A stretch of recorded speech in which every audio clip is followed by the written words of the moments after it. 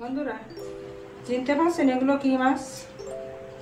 চিনে আমাকে কিন্তু জানাবেন কি মাছ। তা আমি বলে দিই তার আগে, বুঝছেন, কারণ বন্ধুদের আমি বেশি চিন্তায় রাখবো না। এটা হচ্ছে বাটা মাছের ছোট পোনা। হ্যাঁ, এই যে বাটা মাছ, এই ছোট পোনা আমি 1 কেজি নিয়েছিলাম 200 টাকা দিয়ে।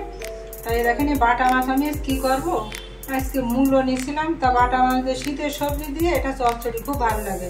তা বাটা মাছ দিয়ে এই যে দেখেন, এতে কোনো পেঁয়াজ রসুন পড়বে না। এটা আলু আর মূলো এইভাবে কুচিয়ে নিয়েছি, কাঁচামরিচ দিয়ে একটু ভাজা জিরে গুঁড়ো দেবো নামানোর সময়। একদম অতি সাধারণ একটি বাটা মাছ দিয়ে আলু মূলো দিয়ে চচ্চড়ি মতন করবো এটা। মাদার্স কিচেনে আপনাদের সুস্বাগতম। আপনারা আছেন হয়তো সবাই ভালো, আমিও ভালো আছি। তা রান্নাটা করব কি করে, আমার খুব ভালো লাগে বন্ধুরা। এটা শীতের দিনে হলে আরও মজা লাগে। আপনারা করে খেয়ে দেখতে পারেন, কিন্তু হয়তো আপনারা ঠকবেন না।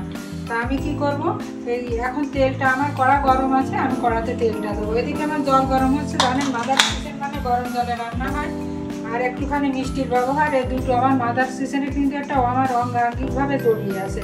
তবে আমি মাছগুলো রান্নায় কতটুকু তেলের ব্যবহার করবো আমি সেটা আপনারা দেখেই বুঝবেন। তবে মাছগুলো আমি খুব ছাকা তেলে আমি ভেজে দেবো। মাছগুলো সুন্দর করে ভাজলে কি হয় বন্ধুরা, দেখতে থাকে স্বাদটা ভালো আসে। যদিও এখনকার দিনে আমরা সবাই বুঝি সবই তো চাষের মাছ, সেই স্বাদ কি মাছে নাই না আমাদের জিহ্বায় স্বাদ নাই, বুঝতেই পারি না বন্ধুরা। আর এই মাছটা দেখুন আমি কেমন করে তেলটা গরম করে নেব, নিয়ে আমি ছাকা তেলে মাছগুলো আমি ভেজে নেব। কেমন ভাজবো আমি ভাজার সময়, ওঠানোর সময় আপনাদের দেখাবো। এই দেখুন এই যে মাছগুলো আমি একদম লাল লাল করে আমি ভেজে নেবো। আমি মাছগুলো ছেড়ে দিলাম, এরকম ছেড়ে দিয়ে আমি ভাজা একটু অপেক্ষা করি। তারপর আপনাদের আমি দেখাবো যে কেমন লাল করে আমি তুললাম। দেখুন বন্ধুরা, এই যে মাছটা আমি এইভাবে ভাজলাম। এরকম ভাজার কারণ কি জানেন, মাছটা আমি যে রান্না করবো আমার এই ছোটো মাছগুলো কিন্তু মাছটা ভেঙে যাবে না। মাছটা আমি এইভাবে যখন ভেজে এরকমভাবে তুললাম, আর স্বাদটাও ভালো আসবে, গ্রামটাও ভালো আসবে। আমি বাকি মাছগুলো ঠিক আমি এরকম করে আমি সব মাছগুলো একে একে আমি ভেজে নেবো। বাকি মাছগুলো আমি এইভাবে ভেজে নেবো। দেখুন বন্ধুরা, এই যে মাছগুলো আমি এই যে সব ভেজে নিয়েছি। এবার আমি একে একে এই যে আমার আলু আর মূলোটা আমি একে একে ভেজে নেবো। আমি এই যে আমার রান্নার এটা যারা আমার পেজে ঘোরেন হয়তো জেনে থাকবেন, আমি সবজি কখনো আমি বিনা ভাজা সবজি রান্না করি না। এটা যার ভালো লাগে লাগতে পারে, যার মন্দ লাগে সে স্কিপ করে চলেও যেতে পারেন, সেটা সমস্যা না। কিন্তু আমার রান্নার একটা ইয়ে আছে, আমি সবজিগুলো সব ভাজবো, মাছ ভাজবো, গরম জলে রান্না হবে। দেখুন আমার সবজিগুলো ভাজা। আর এই রান্নাটা বন্ধুরা একেবারে সাধারণ, মনে করেন মশলা ছাড়াই বলতে পারেন। এই দেখুন এই মশলাটাকে আপনারা চিনবেন তো, রাঁধুনি বলে এটাকে। এটা শরীর ঠান্ডা করে, মাছের আষ্টেগন্ধ নিবারণ করে। তা আমি এটা এই যে ফোড়নে দিয়ে দিলাম রাঁধুনি। আমি ফোড়নে দেওয়ার পরে বললাম না মশলা মিহি রান্না, এতে কোনো শুকনো মরিচ পড়বে না, এতে শুকনো মরিচ পড়বে না, এতে শুধু কাঁচামরিচ পড়বে।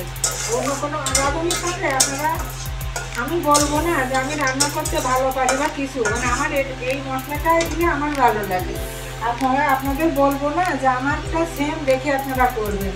আপনারা যদি মনে করেন এটা পেঁয়াজ খাবেন, রসুন খাবেন, আপনারা খেতে পারেন, বুঝছেন।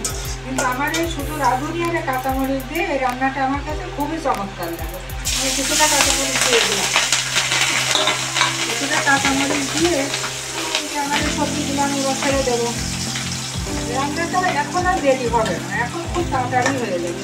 আমি সবজিগুলো নেবে আমি গরম জল দিয়ে দেবো, সবজিগুলো আমি দিয়ে দেবো। সবজিগুলো দিয়ে দিলাম। এবার আমি কী দেবো, আমি হলুদটা দিয়ে দেবো। ঠিক আছে, আপনারা পরিমাণ মতন দেবেন। আমি মেপে দুটো দিতে পারি না,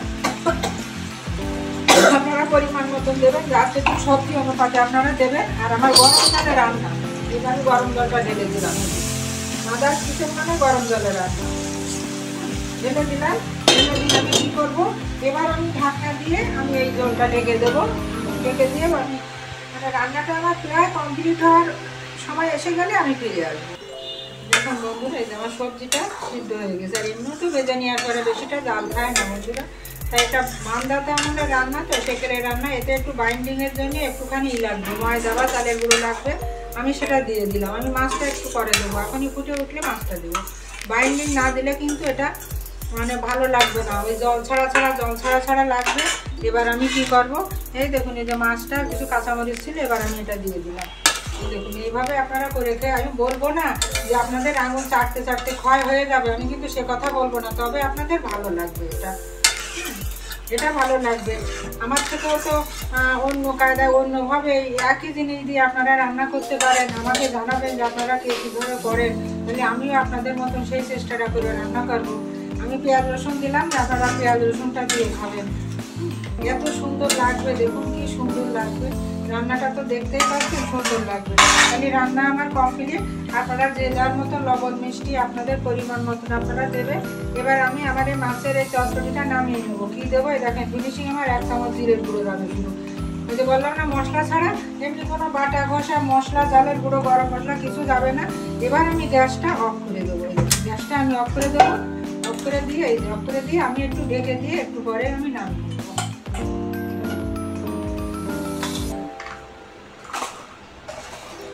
দেখুন আমার এই যে একটুখানি ঢাকা চাপা দেওয়া ছিল, এই দেখুন বেশি ঝোলও হবে না, আর একেবারে ঝোল না হলে তো পরিবারে 5-6 জন লোক থাকলে তো খেতে হবে বন্ধুরা। এই দেখুন এইভাবে রান্না করলাম, এইভাবে রান্না করে এবার দেখুন আমি ঢেলে নিচ্ছি। এই যে মূলো আর আলু দিয়ে এটা বাটা মাছের চারা পোনা চচ্চড়ি, একেবারে চারা পোনা, ছোটো পোনা। এই দেখুন আমি এই যে ঢেলে নিলাম, এসে আমার সুপারির খোলা দিয়ে দেখেন কড়াই পরিষ্কার। এই দেখুন এইভাবে আপনারা রান্না করে এই চচ্চড়িটা খাবেন। চচ্চড়ি বলেন, মাছের ঝোলই বলেন, যে যেটাই বলুন না কেন একই জিনিস, মূলো বাটা মাছ আলু দিয়ে রান্না। তা যারা আমার ফেসবুকটা ফলো করেননি বন্ধু, আপনাদের কাছে অনুরোধ আপনার ফেসবুকটা আপনারা ফলো দেবেন, ফলো দিয়ে লাইক কমেন্ট শেয়ার দিয়ে পাশে থাকবেন। যারা আমার বন্ধু হয়েই আছেন তাদের আমি সাপোর্ট চাই, তাদের আমি পাশে চাই, তাদের জন্য আমার অনেক শুভকামনা। আমার ইউটিউব চ্যানেলটি আছে, আপনারা প্লিজ একবার ঘুরে আসবেন, আমার দয়া করে একটুখানি আপনারা সাবস্ক্রাইব করবেন আমার ইউটিউব চ্যানেলটি।